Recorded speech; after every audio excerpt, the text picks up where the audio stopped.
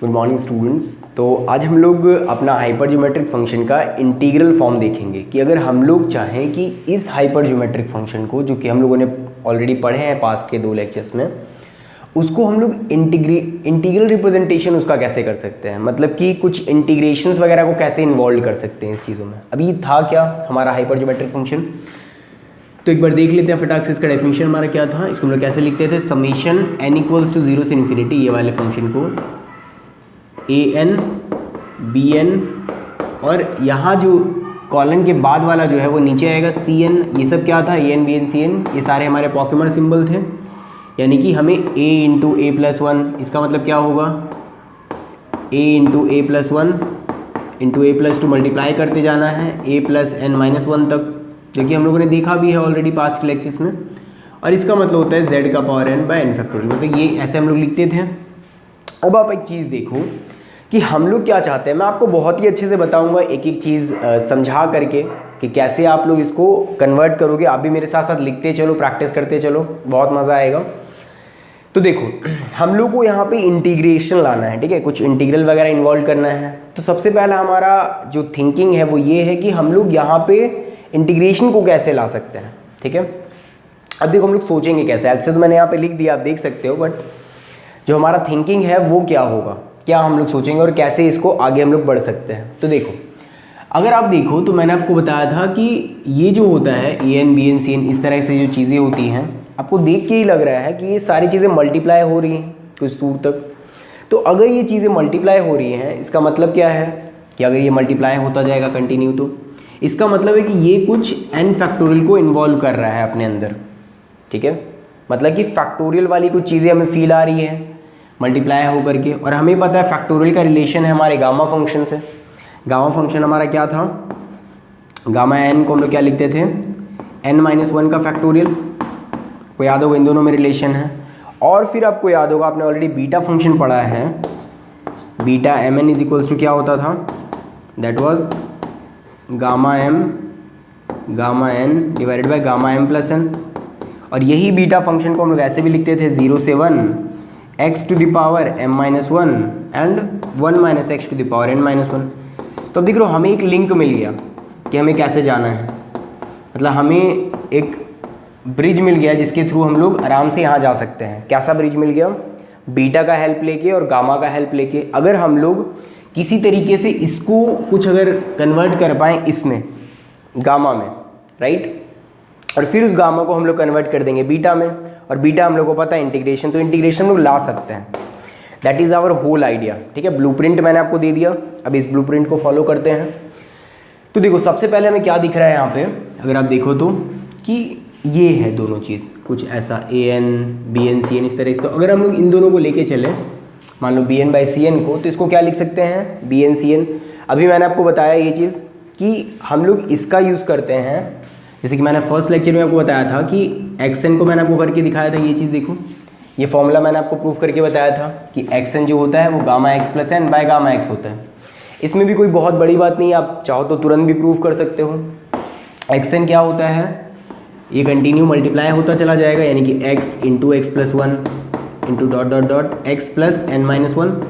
अब अगर आप एक चीज़ देखो कि इसको अगर हम लोग गामा लिखना चाहेंगे, लेट से कि इसको अगर हम लोग गामा लिखना चाहेंगे तो कितना लिख सकते हैं। तो आपको आप यहाँ पे एक चीज़ देख रहे हो कि अगर हम लोग एक काम करें ऊपर नीचे, क्योंकि यहाँ पे x तक ही हमारे पास वैल्यू है, अगर हम लोग इसको ऊपर नीचे 1 2 3 अप टू x माइनस 1 तक मल्टीप्लाई कर दें, तो ये हमारा पूरा x प्लस n माइनस 1 तक का फैक्टोरियल हो जाएगा।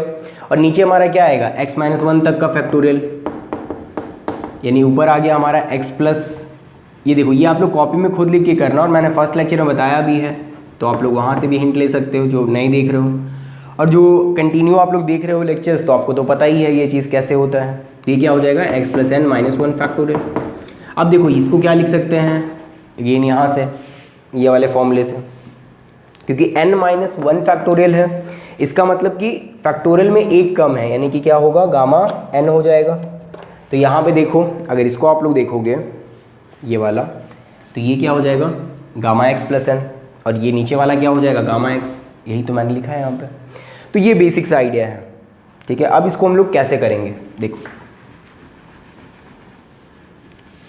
तो यहाँ पे हम लोग लिख सकते हैं B N by C N. B N को क्या लिख सकते हैं, gamma B plus N divided by gamma B. इसको क्या लिख सकते हैं, gamma C plus N by gamma C, तो ये ऊपर चला जाएगा।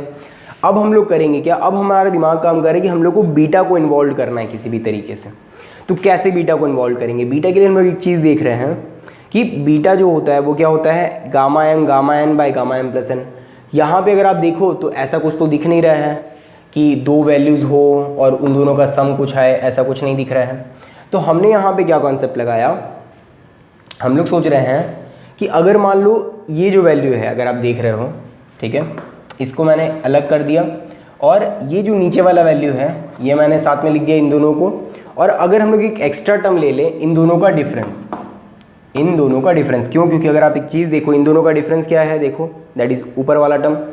तो मैंने क्या सोचा कि अगर हम लोग इन दोनों का डिफरेंस ले लें that is gamma C minus B, और इन दोनों से मतलब बेसिकली मल्टीप्लाई करते हैं, मतलब हम लोग कर क्या रहे हैं ओवरऑल, देखो ये वाले यहाँ पे लोग एक्स्ट्रा इस टर्म से मल्टीप्लाई करते रहे इन दोनों टर्म से, बाकी सारे एज इट इज़ है। देखो gamma C gamma B plus N divide by gamma B and gamma C plus N, तो हमने इससे मल्टीप्लाई कर दिया। क्यों किया, ताकि हमारा वैल्यू सेट हो जाए इस फॉर्म में। देखो यहाँ पे इन दोनों का सम अगर आप करोगे तो ऊपर वाला टर्म आ रहा है, और यहाँ पे देखो इन दोनों का जब सम करोगे, इसको गामा एम मान लो, ये गामा एन है, दोनों का सम करोगे तो देखो नीचे वाला आएगा।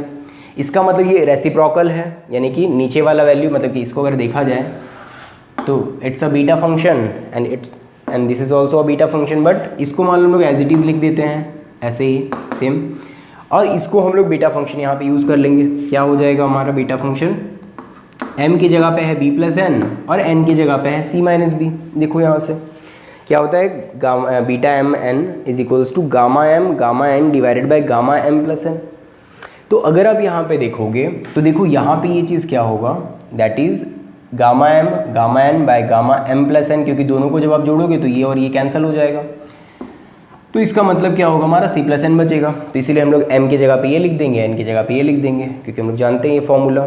तो अब इससे क्या होगा हमारा, देखो इसको सबको मैं मिटा देता हूँ एक्स्ट्रा जो मैंने लिखा है।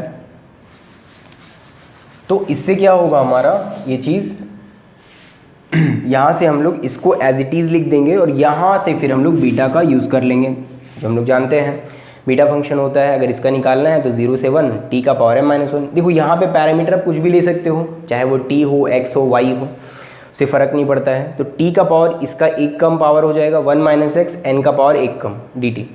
सेम काम यहाँ पे करेंगे, यहाँ पे क्या होगा हमारा b प्लस n है तो क्या हो जाएगा t का power b plus n minus 1 minus T, c minus b है तो c minus b minus 1 dt।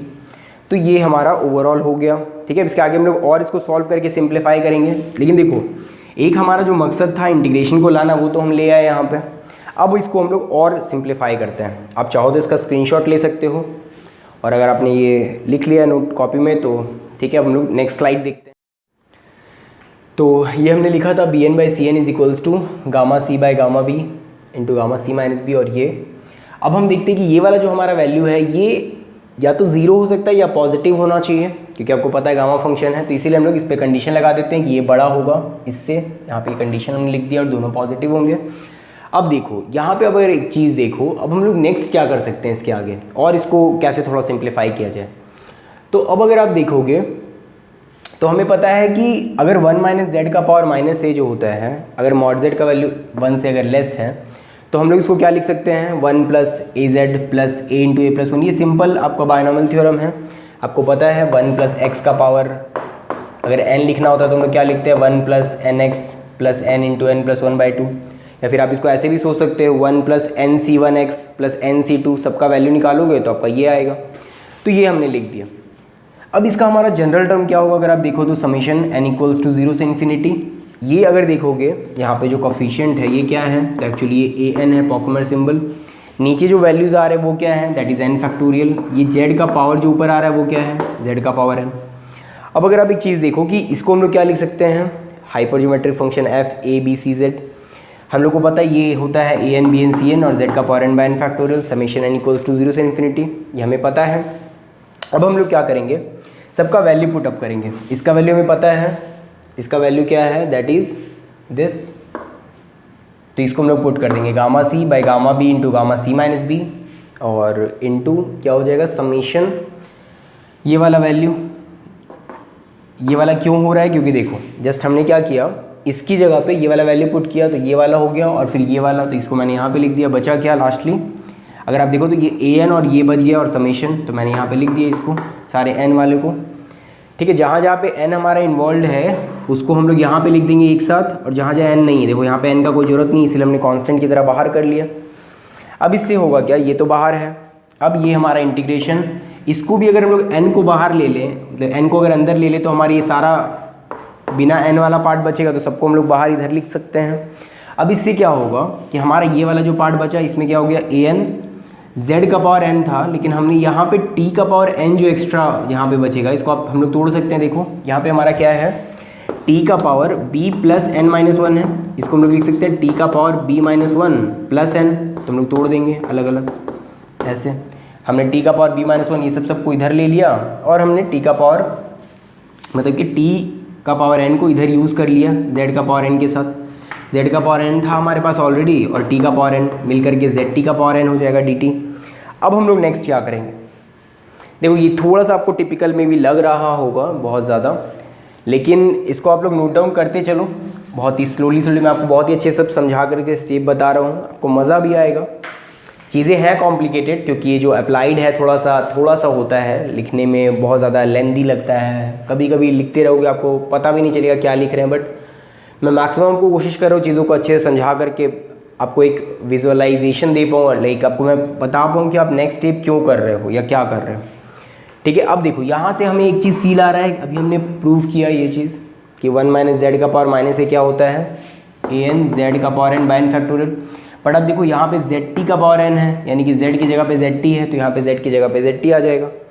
That's it, इसको हम लोग रिप्लेस कर देंगे इससे, मतलब इस पूरे की जगह पे हम लोग क्या लिख सकते हैं, अगर देखो मैं यहीं पे लिख दूँ इसको हटा करके, तो क्या हो जाएगा, दैट विल बी दिस, यानी कि 1 माइनस zt का पावर माइनस ए dt।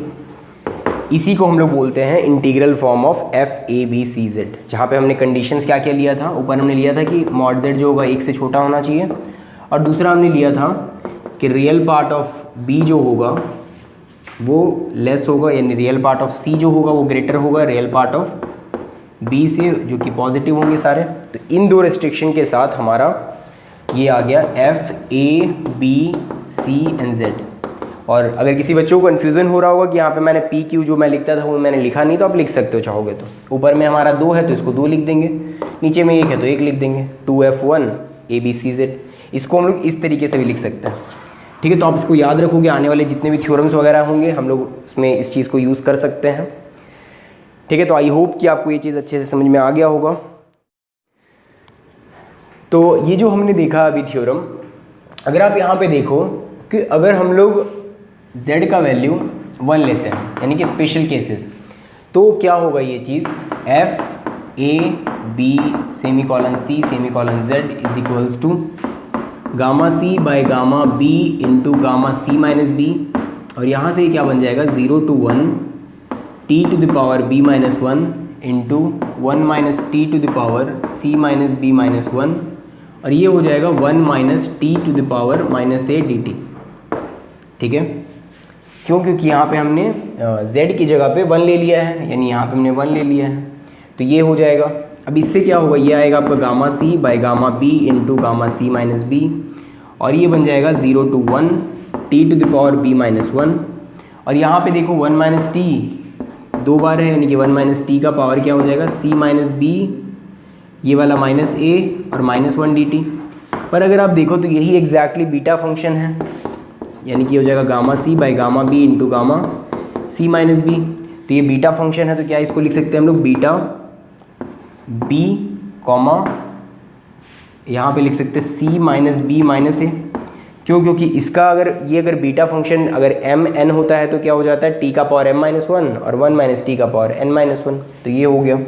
अब इससे होगा क्या, ये आ जाएगा आपका gamma c by gamma b into gamma c minus b, और यहाँ पे जो वैल्यू है लाइक ये वाला, ये क्या हो जाएगा आपका gamma b into gamma c minus b minus a divide by दोनों का सम करोगे तो minus b plus b cancel, यानी कि गामा c माइनस a, तो ये आपका बन जाएगा। ठीक है, तो ये आपका वैल्यू होता है। अब ये जो होता है इसी को हम लोग बोलते हैं गॉस थ्योरम। मतलब गॉस ने बहुत सारे इसमें काम किए थे हाइपरज्योमेट्रिक फंक्शन में, तो आपका ये रिलेशन बन जाता है गॉस थ्योरम, या गॉस रिलेशन भी इसको बोल सकते हो। ठीक है, अब हम लोग देखते हैं कि इसका नेक्स्ट, अगर हम लोग कुछ और ले, अगर a का वैल्यू -n ले ले अगर इसी में, तो ये क्या हो जाएगा। अगर इसी रिलेशन में हम लोग a का वैल्यू -n ले ले, अभी ये हमारा क्या आया है, that is f a b c and 1, ये आया है हमारा। अगर यहीं पे हम लोग ले लें a का वैल्यू -n, तो देखते हैं क्या होता है।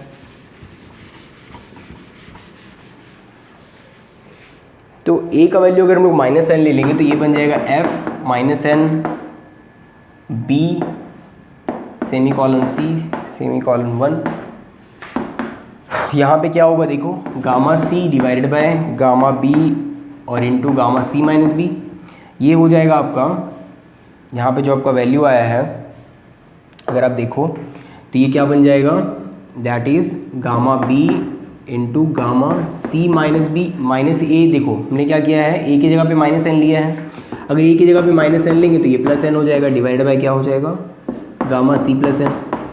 पर अगर आप यहाँ पे एक चीज़ ऑब्जर्व करो तो ये एग्जैक्टली आपका हमारा, यहाँ से अगर आप एक चीज़ देखो तो क्या हो रहा है, कुछ कैंसिल हो रहा है कि हाँ ये दोनों कट जाएगा।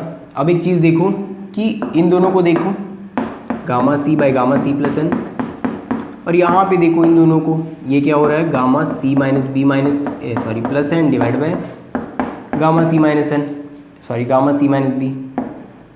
तो इसको क्या बोलेंगे, हमने अभी देखा था कि हमारा अगर मान लो कि इस तरह से bn होता है तो उसको क्या लिख सकते हैं, gamma b + n bye gamma b, ऐसे लिखते हैं, इन दोनों का सम बाय गामा b। तो यहाँ पे यही चीज़ हम लोग करेंगे। क्या होगा देखो, ये चीज़ उल्टा में आ रहा है, यानी कि नीचे ये वाला वैल्यू, इसको जब नीचे इसके लेके आएंगे तो ये हमारा बन जाएगा पॉकेमर सिंबल नीचे में Cn ऐसे, क्योंकि इसका वैल्यू क्या आएगा, gamma c + n divided by gamma c, तो ये ऊपर चला जाएगा। उसी तरीके से आप यहाँ पे देखो तो ये किसका वैल्यू है, that is c minus B N का। क्यों, क्योंकि इसका जब आप वैल्यू निकालोगे तो क्या आएगा, दैट इज़ इसका अगर वैल्यू निकालोगे तो gamma c minus B + n divided by gamma c minus B, तो हम लोग ऐसे लिख सकते हैं। तो मतलब हमने पूरा इसको कंप्लीट, यानी ये वाले वैल्यू को हमने सिर्फ कैसे लिख दिया, ऐसे पॉकेमर सिंबल के फॉर्म में। इस थ्योरम को हम लोग बोलते हैं, ये जो चीज़ होता है हमारा, that is called the Vandermonde's theorem. ठीक है, ये होता है आपका वैंडरमॉन्स थ्योरम। तो ये जस्ट नेमिंग है, ये सब चीज़ आई थिंक आपको समझ में आ रहा होगा अच्छे से काफ़ी। ठीक है, वैंडरमॉन्स थ्योरम। ठीक है, तो दो चीज़ हम लोगों ने अभी देखा, गॉस थ्योरम और वैंडरमॉन्स थ्योरम। स्टार्टिंग हमने किससे किया था, इंटीग्रल इक्वेशन से, मतलब कि इंटीग्रल फॉर्म में कैसे लेके आएंगे हाइपरज्योमेट्रिक फंक्शन को। उसके लिए आपको याद होगा हमने बीटा देखा, गामा का यूज़ किया, उसके बाद फिर हमने कन्वर्ट किया, पॉकेमर सिंबल का कुछ कॉन्सेप्ट का यूज़ किया, और उसके बाद हमने दो स्पेशल केसेस देखे। कब, जब z का वैल्यू हमने 1 लिया तो ये गॉस थ्योरम था, और a का वैल्यू हमने -n लिया इसी गॉस में, तो ये बन गया वैंडरमॉन्स थ्योरम। तो आई थिंक आपको ये चीज़ समझ में आया होगा। अब हम लोग कुछ क्वेश्चन प्रैक्टिस करते हैं, आपको और मज़ा आएगा। फिर इसके बाद मैं आपको कुछ थ्योरम्स वगैरह जो आपको आगे पढ़ने हैं वो मैं आपको लिखवाता हूँ, क्योंकि वो सब ही आपके स्टेटमेंट आते हैं एग्जाम्स में, प्रूफ भी आएगा, हम लोग आगे क्लास में करेंगे। स्टेटमेंट्स में मैं आपको लिखवा देता हूँ ताकि आप देख पाओगे आराम से, सोचोगे, और मैं आपको कुछ क्वेश्चंस भी देता हूँ इसको बनाने को लेकर के, जिसको आप प्रैक्टिस करोगे। ठीक है, तो आगे बढ़ते हैं। तो ये जस्ट कुछ क्वेश्चंस मैंने आपको दिए हैं जो आप लोग प्रैक्टिस करोगे। ये काफ़ी इजी है, आपको जस्ट फॉर्मूले पे पुट कर रहे हैं, आपको इसका फॉर्मूला पता है ऑलरेडी। आप इसको सॉल्व करोगे और फिर जिसको भी चाहो तो आप सॉल्व कर सकते हो, दोनों को इक्वल ला के दिखा सकते हो, या फिर यहाँ से आप डायरेक्ट अप्रोच कर सकते हो। आपको पता है लॉग का एक्सपेंशन क्या होता है, उसको आप लोग यूज़ कर लेना। इसको सबसे पहले तो आप तोड़ दोगे अलग अलग पार्ट में लॉग, क्योंकि आपको पता है log a by B equals to log a minus log b होता है। देन फिर आप log का सिंपल एक्सपेंशन लगाओगे और इक्वेशन हो जाएगा। सेम यहाँ पे वही काम करना है, इसको आप सॉल्व कर लोगे और यहाँ पे आप देखोगे log 1 + x के एक्सपेंशन के इक्वल आ जा रहा है, और यहाँ पे साइन इनवर्स z। ये सब ऑलरेडी आपने ग्रेजुएशन में पढ़ रखा है। अगर आपको इसके सीरीज़ के एक्सपेंशन में दिक्कत है तो आप आराम से गूगल से भी डायरेक्टली चेक कर सकते हो, सीरीज़ के फंक्शंस के देख सकते हो उसका सीरीज़ का, तो सीरीज़ में रिप्रेजेंटेशन कैसे करते हैं साइन इनवर्स जेड को। देन फिर उसके बाद आप आराम से इसको सॉल्व कर सकते हो, ठीक है। तो इससे काफ़ी आपका अच्छा प्रैक्टिस हो जाएगा। अब हम लोग देखते हैं आपके जो थ्योरम्स पढ़ने हैं उसका स्टेटमेंट्स। तो जैसा कि मैंने आपको बताया था कि हमारे टॉपिक 3 में हमें सेल्सियस थ्योरम पढ़ना है।